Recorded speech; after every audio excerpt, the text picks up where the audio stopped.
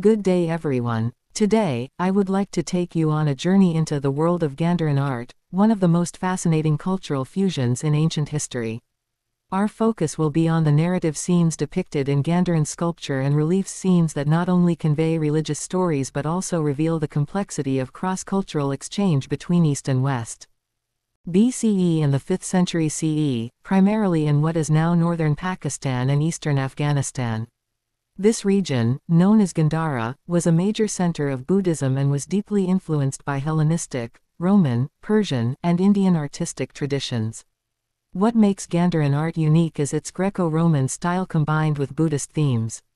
The result is a visually rich and symbolically dense form of art, especially in the narrative scenes sculpted on stupas, friezes, and relief panels. The primary function of narrative scenes in Gandharan art was didactic, to teach the life and values of the Buddha to a largely illiterate population. These artworks served as visual scriptures, illustrating key episodes from the Buddha's life called Jatakas and Buddhacarita and helping devotees understand his path to enlightenment. Narrative scenes were often displayed on the bases and railings of stupas, forming a sort of visual pilgrimage for worshippers walking around the sacred structure. Gandharan narrative reliefs cover a wide range of scenes.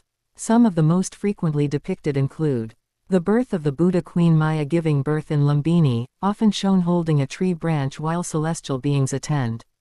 The great departure, Prince Siddhartha leaving his palace, often depicted on horseback, with his attendants asleep, representing the renunciation of worldly life. The enlightenment under the Bodhi tree, with the demon Mara trying to tempt or distract the meditating Buddha. The first sermon at Sarnath, the Buddha teaching the Dharma to his first 5 disciples. The parinirvana death of the Buddha, a serene image of the Buddha lying on his side, surrounded by mourners. Other scenes include miracles, conversions, and depictions of Jataka tales, previous lives of the Buddha, often involving moral lessons. What's visually striking in Gandharan art is the clear Greco-Roman influence. Realistic human form with defined muscles and drapery resembling Roman togas. Architectural motifs, such as Corinthian columns, arches, and friezes. Perspective and depth used to create a sense of spatial realism in crowded narrative scenes. At the same time, the content remains firmly Buddhist. For instance, the bodhisattvas in Gandharan art are often shown with elaborate jewelry and princely attire, drawing stylistic elements from both Hellenistic and Indian traditions. Narrative scenes are rich in symbolism.